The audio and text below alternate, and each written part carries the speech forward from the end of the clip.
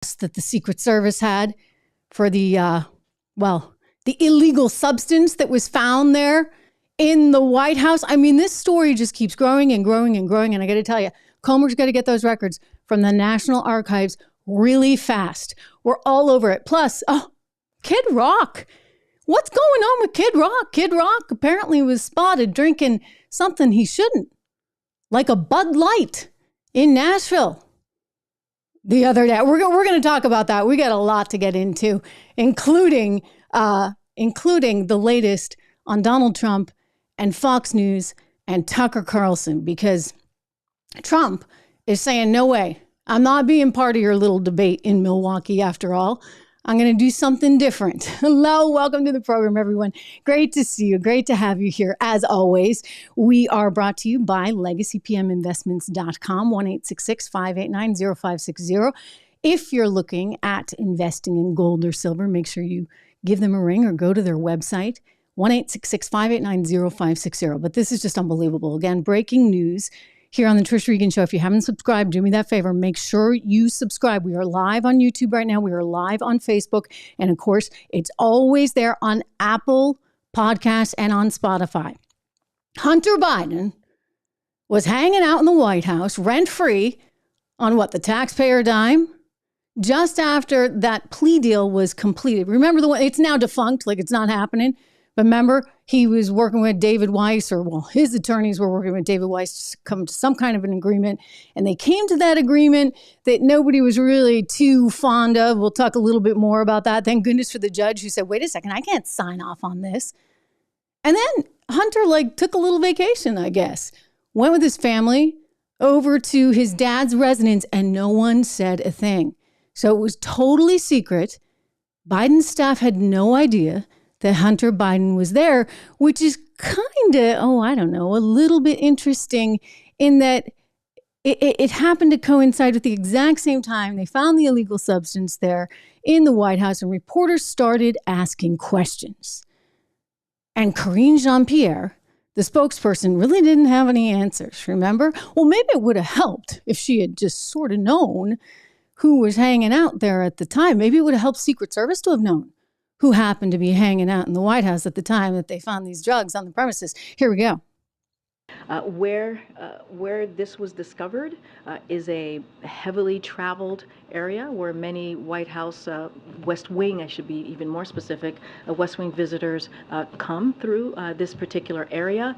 And then just a quick follow-up on this type of tour. Can you explain to the American people who would have access to the West Wing on this type of tour and what kind of protocols are in place? So look, when it comes to security protocol, that's something that the Secret Service certainly is going to handle, and so that is a question for them.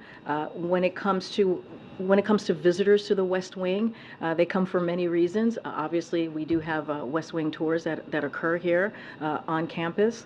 They happen in this particular past couple of days. They happen on Friday, they happen on Saturday and Sunday. The times that they do not happen is when there's a federal holiday, like yesterday there was not a West Wing tour, and also when there's a large White House event. Wow. All right. So she didn't know. I guess we can give her that. But why didn't the staff know?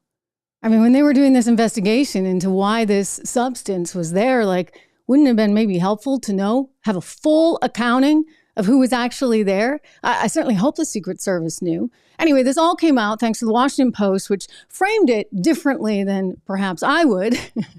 They were trying to say how great it is that the two guys have such a cozy relationship. Here's the Washington Post story. Hunter Biden stays close to his father during this whole criminal probe. Isn't that great? He's so close to his dad that he gets to go and hang out there at the White House. And can you imagine this? I mean, it looked so bad when he was at the state dinner for the Indian Prime Minister just after he got this plea deal where he admitted, he was ready to admit that he had been evading taxes, that he had not been paying his darn taxes. And then there was the whole gun charge, et cetera. We're going to get into it a little bit more. But I don't want you to forget this right here. First of all, my son's done nothing wrong.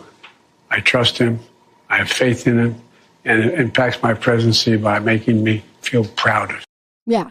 real proud. So proud that he invites him to the White House.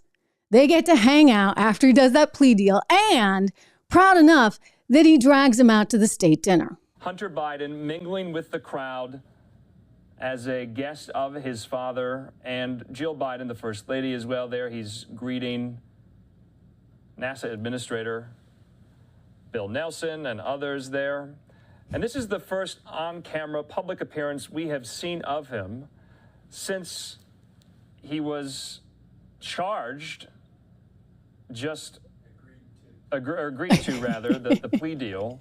I mean, the reporter, as he's narrating this, seems kind of stunned, right? The guy just did a plea deal, and there he is, like hanging out, rubbing elbows with the elite of the elite, the creme de the creme there for the White House's state dinner with the Indian Prime Minister. Amid all these allegations that, he's sort of a pay-to-play kind of guy. Everybody thought, well, hey, maybe he ought to just sit that state dinner out. But why would he? Why would he when he was hanging out with Dad at the White House for a couple of weeks, like I said, rent-free? And now you got to ask the question, don't you think it's kind of relevant that he was there at the time and that they found some substances on the premises? I mean, 1 + 1 usually equals 2. And I'm not saying anything. I'm just saying it's worth talking about. And why is it that they try to hide everything from us? They continually hide. And we just have to hear about how proud Joe is of his son. So proud that he's bringing him in for vacation. I'll tell you, James Comer, he's been all over this. He's running the House committee that's looking into the ethical violations that, I don't know, just don't sit right. You hear about this and you hear about the $11 million that NBC News reported that James Comer has now come forward and he's shown some documentation. We've seen the 170 SARS suspicious activity reports, for example, from Treasury. NBC News, as I said, reporting that between 2013 and 2018, Hunter Biden got $11 million and spent it fast. The companies that Hunter was running. And so the question now becomes, is there anything else there? Is there more there? Well, I'll tell you, this is pretty interesting. Comer's going to the National Archives and he's saying, okay, I want more information here because when you look at these emails that were going back and forth, we haven't seen the full scope of it. I'd like to see some of the more personal emails that Hunter may have been CC'd on or included on, including that big address that the VP was going to give to Ukraine at the time. So this is one of the articles out. You see the New York Post, where they say emails previously released by the archives and retrieved from Hunter Biden's abandoned laptop reveal that Joe Biden used the email address Robert L. Peters. Remember that name, Robert L. Peters, at PCI.gov. This is while he was President Barack Obama's second in command, and that his aide, John Flynn, CC'd Hunter on 10 emails containing the elder Biden's daily schedule between May 18th and June 15th, 2016.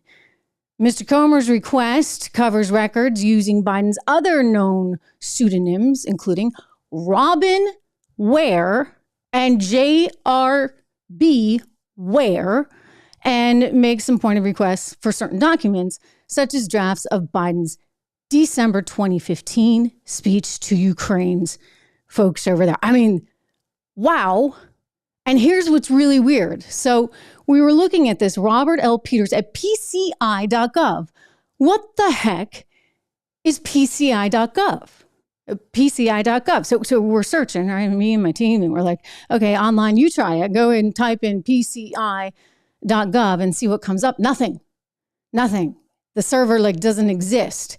So it seems anyway, that PCI.gov might have been some kind of private server. I mean, hey, at least he was a step ahead of Hillary. Question is, did anybody bleach it? Or shouldn't this be part of those National Archive records? Again, we did some more diligence here, and it seems when you look this up, PCI.gov seems to be, like I said, a government server. So those emails that were going back and forth between, what was that clever name? Robert L. Peters or J.R.B. Ware or Robin Ware. Those emails are the property of the United States and the American citizens, and thus we ought to be able to get our hands on them. So this is important. I think Comer's working on it, but the National Archives needs to come forward with all these emails. It's critical right now because I think people really want to know what exactly was the extent of Joe Biden's relationship with his son vis-a-vis China, vis-a-vis Romania, vis-a-vis Ukraine. Think of the money that's being spent in Ukraine right now. We had a professor on the show just the other day from Northeastern University, Max Abrams, who specializes in tracking money all across the globe and specializes in political science. And what he said was, it's entirely possible, a whole lot more possible than that Trump dossier. It's entirely possible that there is a Ukraine dossier on Joe Biden because they know that he was somewhat compromised because his son was getting the payouts. And it may have been, according to Max Abrams and some others, more than that $83,000 a month. Anyway, this is what they wanted to go away, remember? This is why he was vacationing at Dad's at the White House and going to the state dinner and who knows what else, right? Really. In the days following that plea deal that's now defunct. So this was the plea agreement. And buried in that plea agreement was the inability of government to go after Hunter Biden in the future for illegal foreign lobbying. Illegal foreign lobbying is a huge charge. It's a big charge. Billionaire Tom Barrack out on the West Coast got charged with this. It was a big deal. And believe me, he didn't need the money. Not the way Hunter did. Not the way possibly Joe Biden did. Anyway, the problem, of course, with it all is that people worry logically so that's just going to get swept under the rug. I mean, hey, Hunter was hanging out in the White House. There were those reports of illegal substances being found, cocaine in the White House, and yet no one told us that Hunter was there at the time. The staff for Joe Biden didn't even know that Hunter was there at the time. I mean, this is relevant information, is it not? Like, if you want to connect the dots just a little bit, maybe it would have been helpful for people to know that. But no, because, you know, he's proud of the kid. I'm very proud of my son.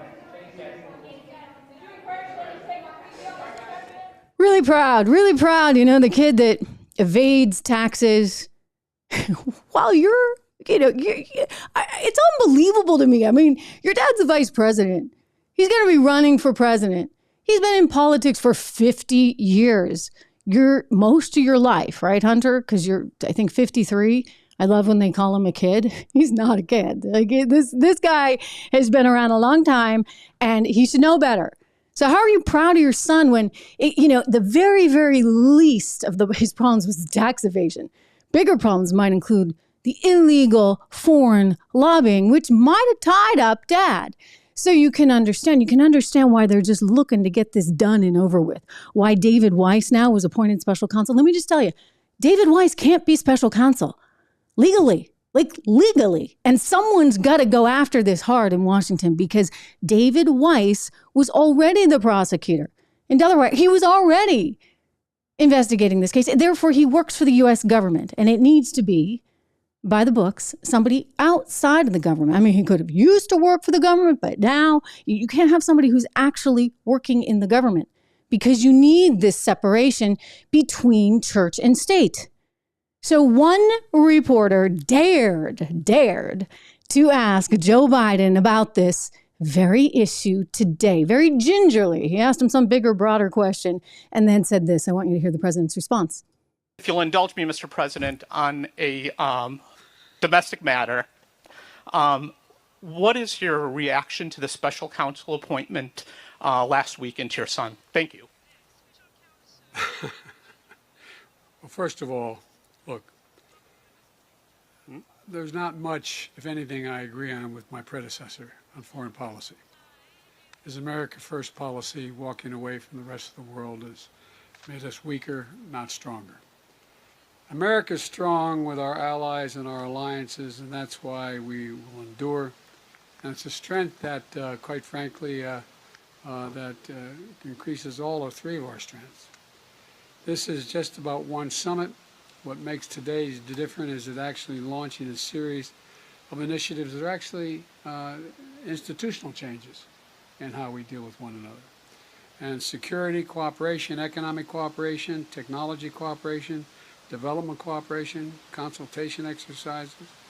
And all of this will create its own momentum, I believe, year by year, month by month, to make the relationship stronger and more certain to remain, to be in place. And with regard to these results, I think about the elephant in the room? Keep it going, and I think they're going to benefit all our countries. And with regard to the second question, I have no comment on any investigation that's going on. That's up to the Justice Department, and that's all I have to say. Wait, you didn't want to tell us you were proud of your son again? What happened? You know, he usually says, I'm proud of my son. And they want to make this just about, okay, the Republicans are picking on his son. I'm sorry, but like none of this looks good. And it's like every day, some little drip or drab. Now we learn, you know, when they had the illegal substance found at the White House, it just happened to be that Hunter Biden was staying there. I mean, come on. Like they keep trying to hide stuff and it doesn't fly. Like it just doesn't pass the you-know-what test. Let's see. David Weiss, he can't be the special counsel. He can't. They've got to find someone outside. I mean, it's just legally, it's not allowed. So they're trying to basically work the system, I believe, to benefit them, which is what they do. And we're going to talk about that more in a moment, vis-a-vis Trump, vis-a-vis Hillary. But before we do, did you hear what Kid Rock did? I mean, this is really kind of, I don't know what to make of this. I really don't know what to make of this. And I don't think this is good for Kid Rock's reputation. I don't think this is good, period. We know the whole Bud Light story. You know the Dylan Mulvaney thing. You know what happened in response with Kid Rock, right? If you don't, or if you just want to see it again, because it's pretty decent footage to see, I'll show you.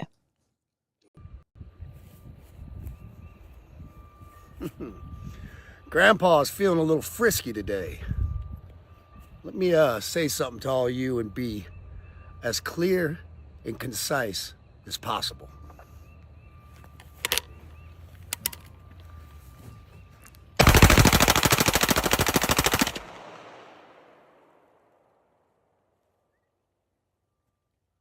Bud Light, Anheuser-Busch.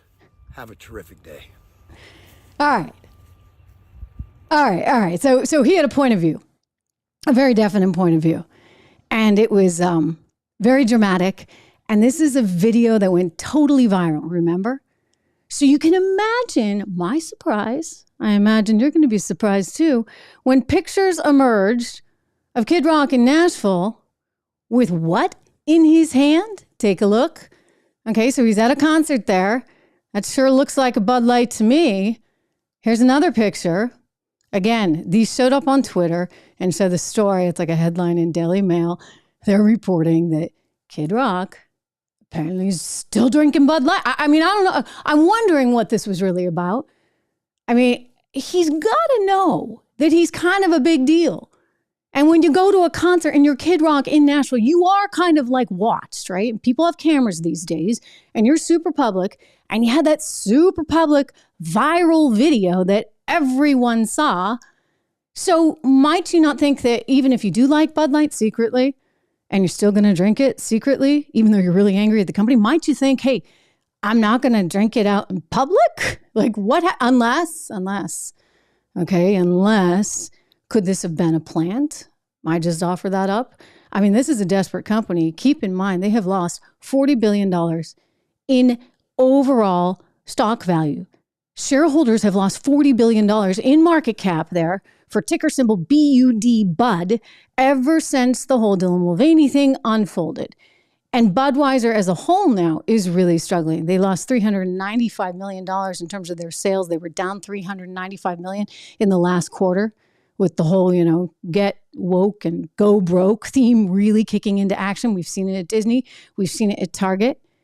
And so might they have struck a deal? You kind of wonder. Because I think Kid Rock's a pretty smart guy. And I can't imagine that he just willingly went to such a public place and drank a Bud Light. Like, I don't know what he's thinking, unless they just paid him like $100 million.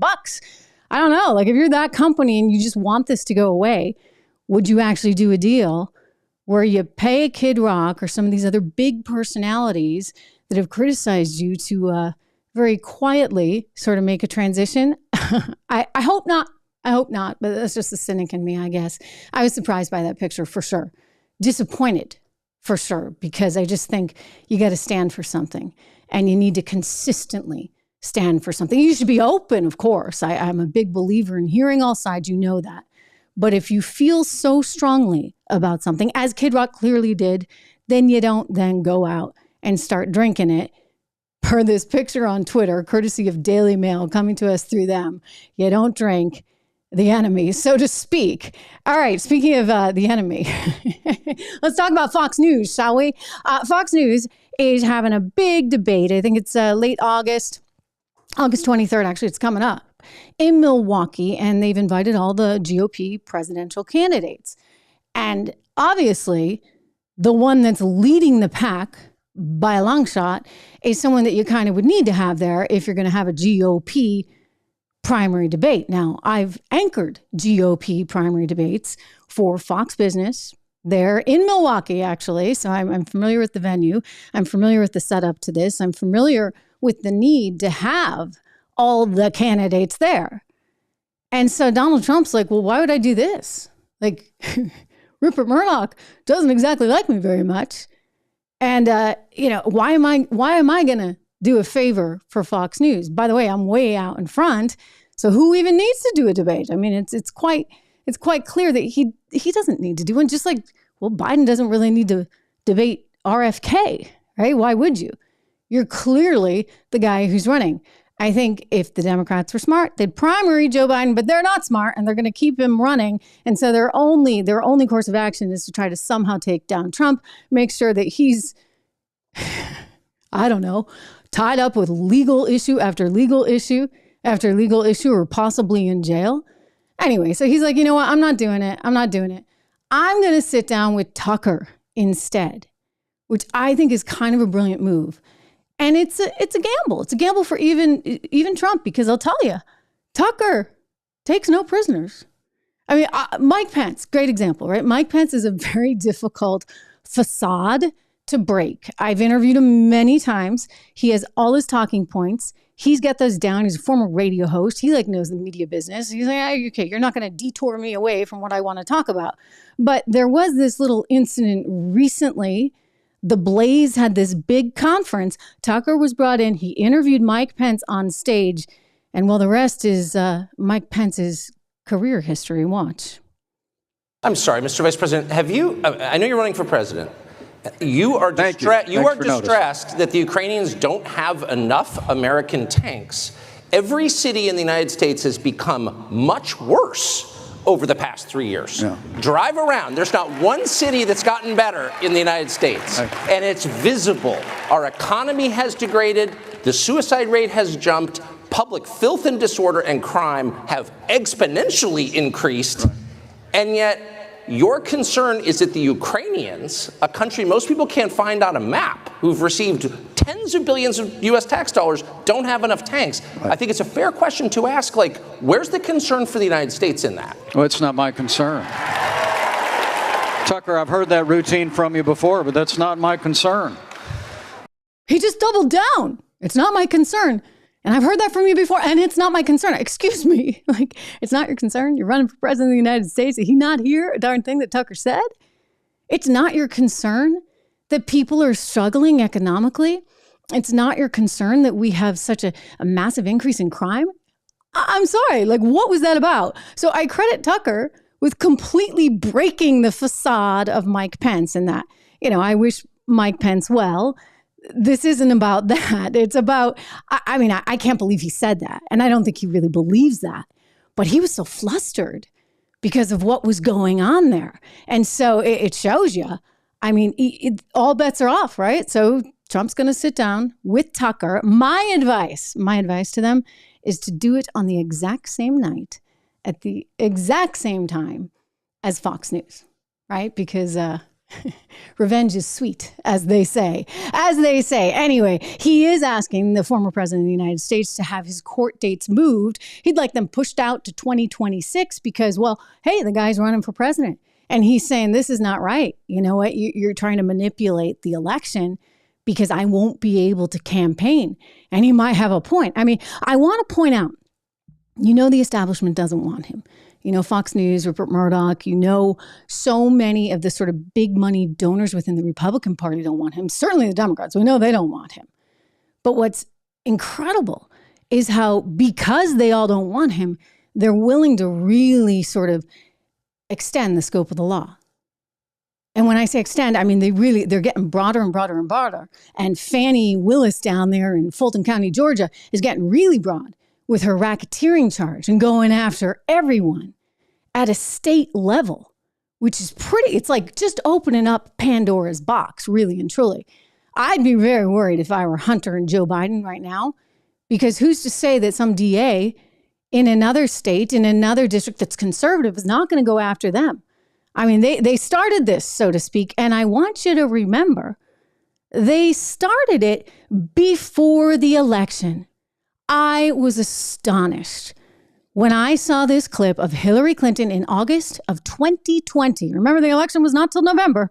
Here's Hillary. I've played it for you before, but I'm going to play it again. I'm going to keep on playing it because I don't want you to forget this. Not for 1 second. What she was saying about the election before it even happened. Watch.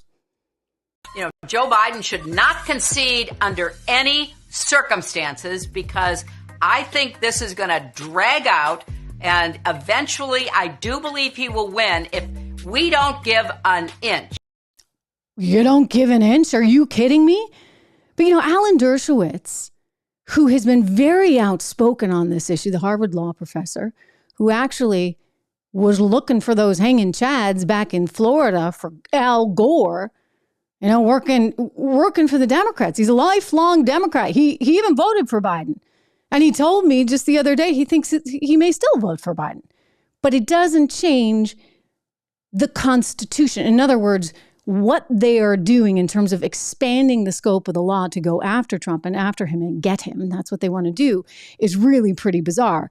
You don't think you have the right to say, hey, I'd like to check those votes, just like Hillary Clinton was completely, totally willing to do, just like Al Gore was there doing with Alan Dershowitz in Florida. Just like, by the way, the Democrats were perfectly fine with Stacey Abrams when she said she wasn't going to concede that Georgia race for governor. I mean, somehow it's totally okay for one side to say, hey, we don't think this is right, but it's not okay if Donald Trump does it. That, to me, is fundamentally a problem. Now, like, I'm a realist, and Donald Trump hasn't always done himself any favors, right? Apparently there's some book out, some excerpt where he's caught on tape saying that he didn't think he had won, but, he wanted the votes anyway. I don't have the perfect quote. But nonetheless, I'm going to step back for a second, because if we were to say that politicians were in the business of always telling the truth, no matter what, I don't think you'd have any politicians, period. And so whether it's the federal case where they're sort of saying, hey, you can't lie and you can't go and do this if you really know that. I mean, it's pretty wild. Or in this Georgia case where you can't even send a retweet, you can't even, ask these questions. You can't take a meeting. That's pushing it. But they want to control the narrative and they don't want him there. And so January 6th plays into all of this. Keep in mind, I had not totally realized this until recently. And I talked about it last week. I think it's worth addressing again. I'm disturbed that the footage that we all saw in the January 6th hearings came from one particular source. Now, I might say, if it's ABC News or CNN, well, they have their own biases, et cetera. But this is like beyond the normal liberal media bias. This is like the Speaker of the House was shooting the whole thing herself. She brought in her daughter.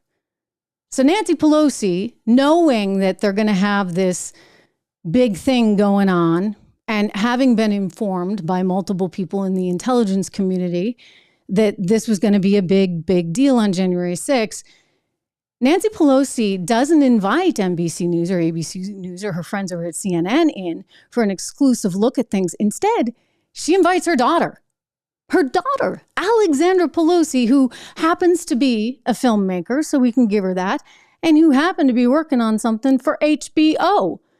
And this was the video we saw. I want you to listen. Never before seen footage.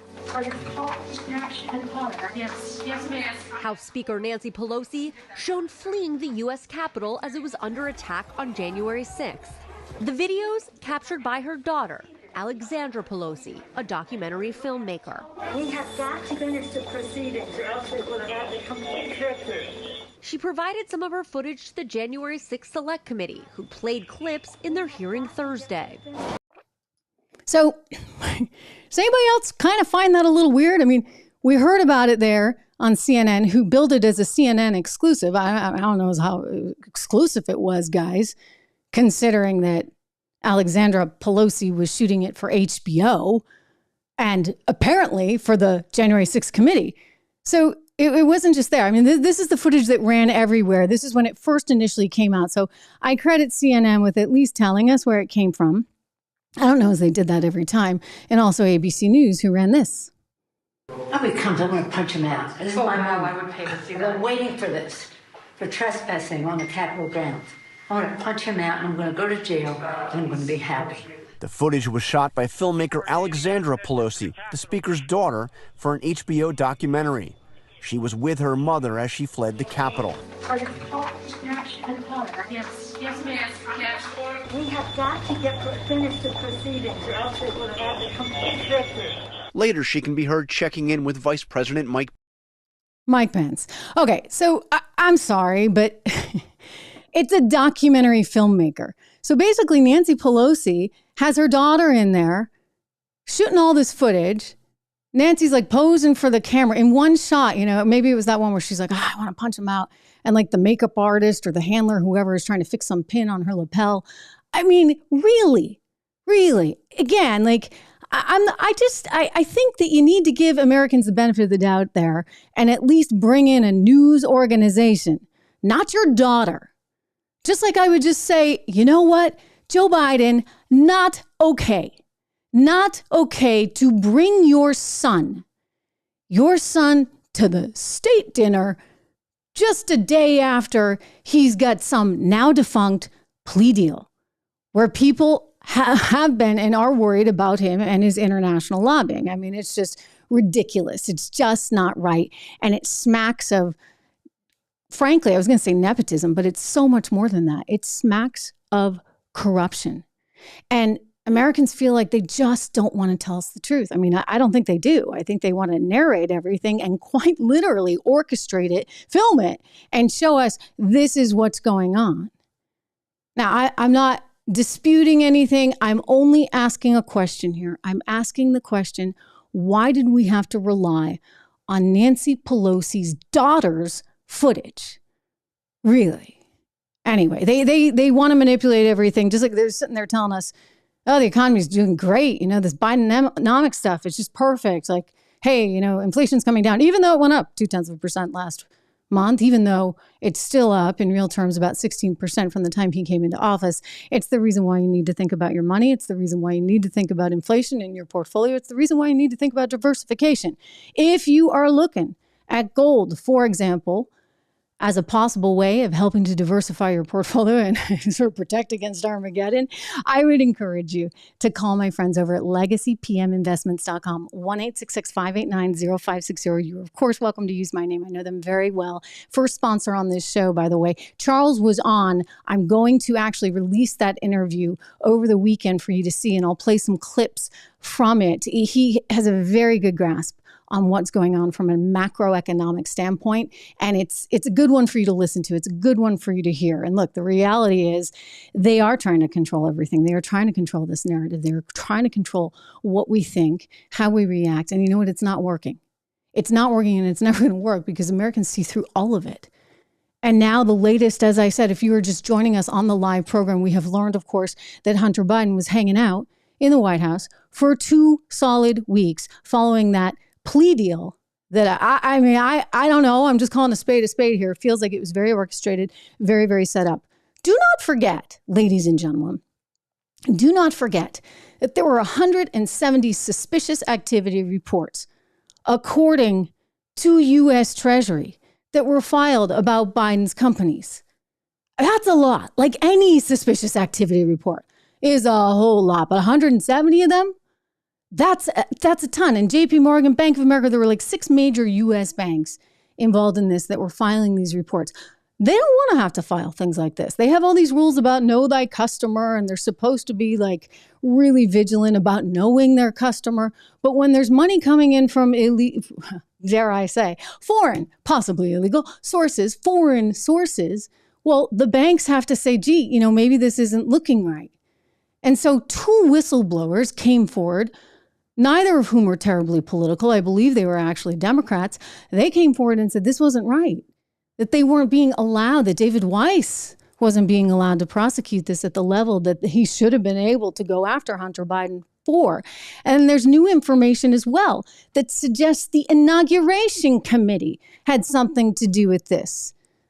There's a report that gels with what one of the whistleblowers was saying, that they were not able to interview Hunter Biden the way they would anybody else because the committee for the transition, right? The transition committee came in and said, nope, not happening. So the government doesn't want this released, I think, for obvious reasons. Nobody wants to think their country's for sale. Nobody wants to hear about the president's son doing deals in the back room. But you know what? We've already heard about it. At this point, we just need to know the truth. And the quicker that truth gets out, the better I think everybody will feel, because you know what? This country is not for sale. I know it feels like we're a banana republic. We're lucky. Like, we are very lucky in this country because we have been the hegemonic power since the end of World War II. And, you go into the dance here and it's like, well, where else? Where else do you go? Like, who else is in charge? China would like to be in charge, I think, very much. And China may one day be in charge at this rate. But at present, it's still just the U.S. So here we are acting like a full-scale banana republic, but we have this saving grace that we are sort of the policeman of the world, so to speak, and that we are the one place that everybody wants to continue investing in. Thanks to our capitalist economic policies, which totally are in jeopardy these days under these clowns that are running things. So we have a lot of problems. And it's high time that people admit them. I'm sick of hearing this. First of all, my son's done nothing wrong. I trust him. I have faith in him. And it impacts my presidency by making me feel proud. Yeah. And that's why you invited him to have a little vacation at your house, I guess. I'm sorry. I don't know how you can be proud of the kid that keeps dodging the taxes. I don't know how you can trust your son when, I hate to bring this up, but after his brother passed away, took up with his brother's widow. I'm sorry. That's kind of just like the elephant in the room, which says, I don't think he has very good judgment. I don't think I can really trust him. I don't think I'm really proud of this behavior. That's how a normal father would and should react. Anyway, as I said, we are here on a live show. Great to see so many of you back with me. I thank you for being here. If you have not subscribed, do me that favor. Leslie, I see lots of familiar names here. I see you're weighing in on the chat.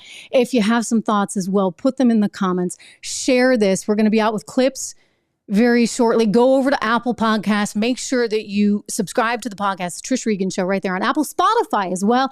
And if you're really feeling generous, you will go ahead and give it 5 stars and a little review. I read them all. Just remember that. I read these comments too. So anyway, great to see you all. We will continue the conversation over the weekend.